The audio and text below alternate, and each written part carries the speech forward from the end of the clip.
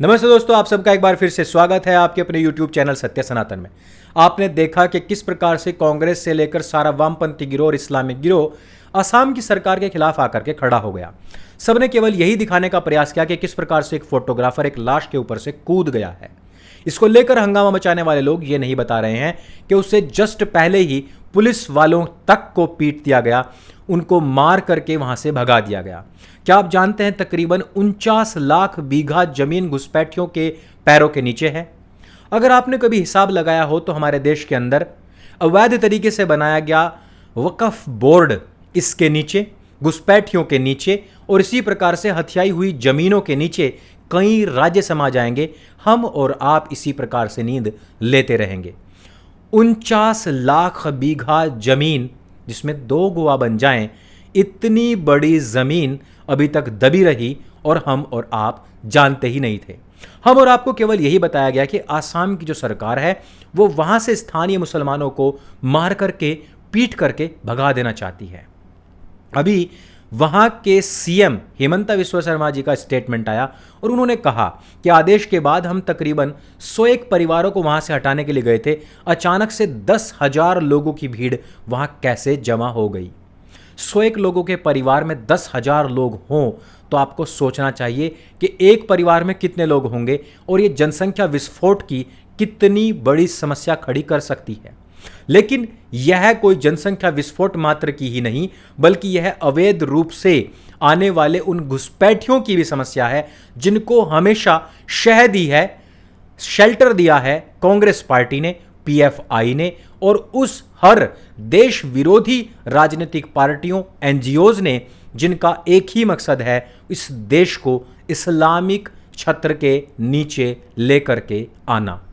जो इस्लामिक देश हैं, भले उनका लालन पालन ना हो रहा हो, भले ही आबू धाबी के अंदर भगवान राम के मंदिर के समान ही एक भव्य मंदिर बन रहा हो, ठीक उसी प्रकार से जिस प्रकार यहां राम मंदिर के शिलान्यास और पूजन नरेंद्र मोदी जी ने किया था, ठीक उसी प्रकार से वहां भी हुआ।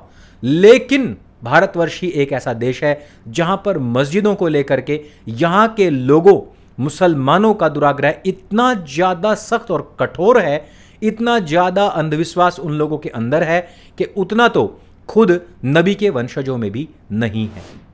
घुसपैठ की यह बातें ना केवल आसाम में बल्कि नैनीताल की नैनी झील के आसपास के क्षेत्रों में भी अवैध रूप से घुसपैठियों ने घुस करके कब्जा करना शुरू कर दिया है। वो पवित्र स्थान, वो मंदिर, वो हर स्थान जो आपकी आस्था से जुड़ा हुआ है, मुसलमानों का कब्जा वहां पर लगातार होते जा रहा है। उत्तराखंड में मुसलमानों के बढ़ने की जनसंख्या की जो स्पीड है, आप जानते हैं कितनी है? आपको यह आंकड़े चौंका देंगे। और यह है क्यों? इसकी वजह क्या है? सिर्फ यह है क्योंकि वहां पर आपके पवित्र स्थान है, वहां पर आप लोगों का आना जाना है, वहां पर उनकी जनसंख्या बढ़ेगी। कल ऊपर का बुर्ज तोड़ करके उस पर अजान का स्पीकर रख दिया जाएगा और फिर कहेंगे कि देखिए हमारे आर्किटेक्ट मुगलों ने कितने समय पहले ही यहां पर एक भव्य मस्जिद का निर्माण किया था।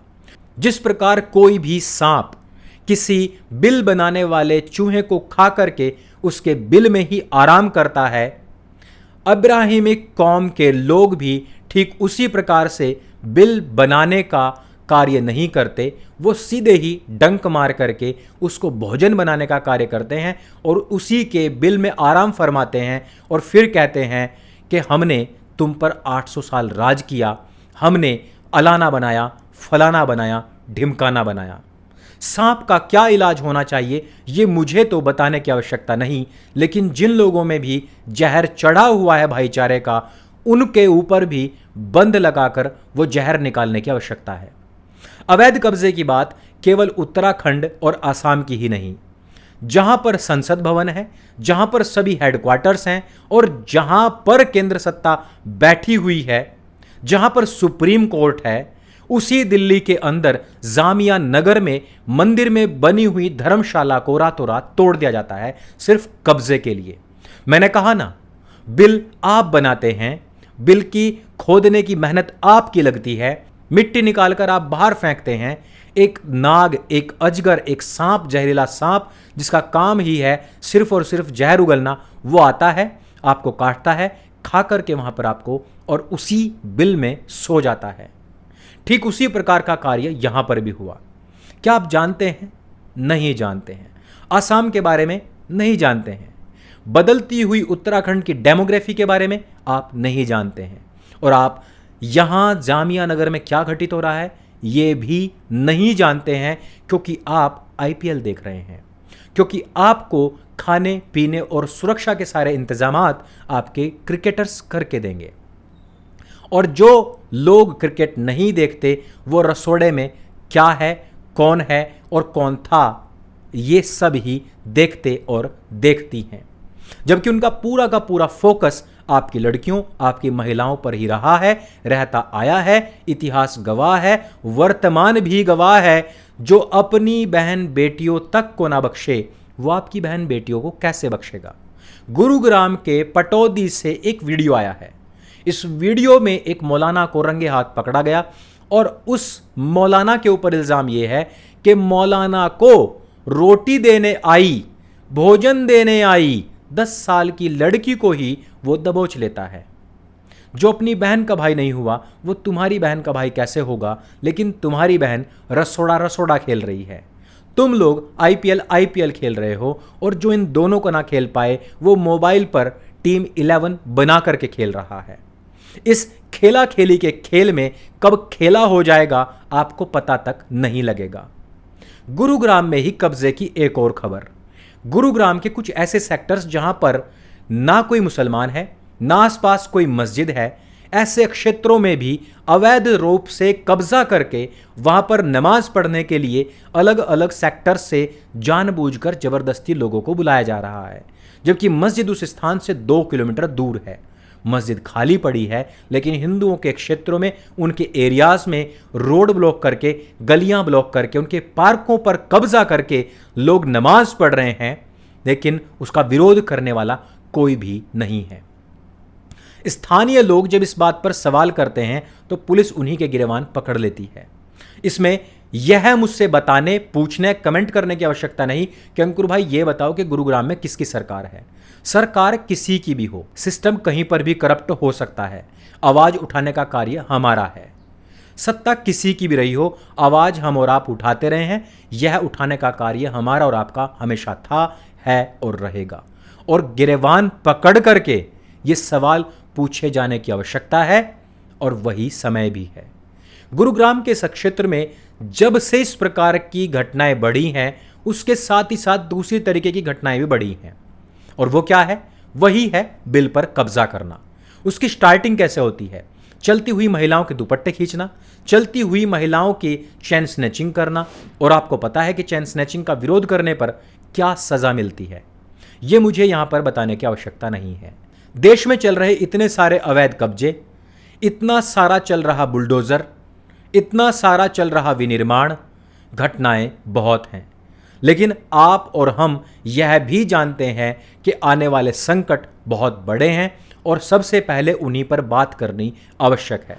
आपको यह भी पता है कि उत्तराखंड, हिमाचल प्रदेश या जम्मू में लगातार जो घुसपैठियों की तादाद बढ़ रही है वो किस वजह से बढ़ाई जा रही है, लेकिन आपको नहीं पता है तो वो ये चीज कि इससे कैसे लड़ा जा सकता है।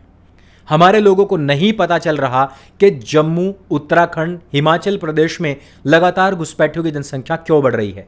हमारे लोगों को नहीं पता कि आसाम में जब हिंदुओं को मारकर भगाया जाता है तो वो खबर क्यों नहीं बनती, जब एक रिपोर्टर एक लाश के ऊपर से जान बचाने के लिए कूद जाता है उस पर इतना बड़ा नैरेटिव क्यों बन जाता है।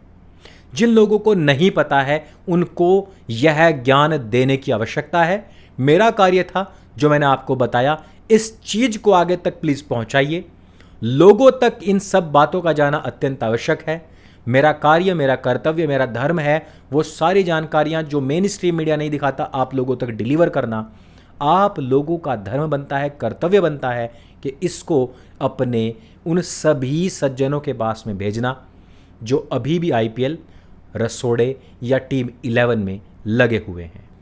और इसका कारण यह है कि भारतवर्ष में मोहम्मद अली जिन्ना की तस्वीर टांगना तो किसी यूनिवर्सिटी के स्टूडेंट्स एंड प्रोफेसर्स के लिए बड़े गर्व की बात होती है, लेकिन इसी देश के गवर्नर के मृत्योपरांत उनको श्रद्धांजलि देना उनके मजहब के अनुसार पाप हो जाता है।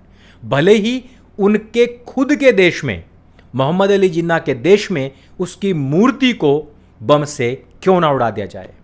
यहां पर मस्जिदों की पैरोकारी करने वाले लोग, यहां हिंदुस्तान में आग लगाने वाले लोग, उनके खुद के इस्लाम के उद्भव स्थान अरेबियन देशों में, भले ही वहां पर मस्जिदों को उखाड़ करके फेंक दिया जाए, भले ही वहां पर मंदिरों के निर्माण हो, भले ही वहां की सरकारें भारतीय संस्कृति को पढ़ाने के लिए लगी पड़ी हों, लेकिन भारत में ये विरोध, इन लोगों का जो विरोध किए जाने का तरीका है, जो उनकी शब्दावली और भाषा है, उनकी जो लॉबिंग है, वो यही बताती है कि उनका एक ही उद्देश्य है, और वो है इस पवित्र भूमि को किसी भी प्रकार से इस्लाम की छतरी के नीचे लाना।